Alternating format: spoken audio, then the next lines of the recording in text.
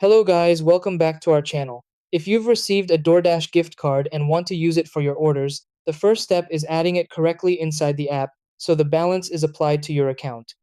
Many users expect the balance to appear automatically, but unless the gift card is redeemed, it won't be available during checkout.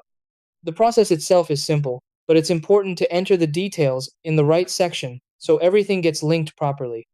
Once added, the balance can be used instantly for eligible orders without needing to re-enter the code again. In this video, I'll guide you through the exact steps to add your DoorDash gift card in the app quickly and without any confusion. Try these. Step 1. Open the DoorDash app and tap on your profile icon. Step 2. Go to the credits and gift card section.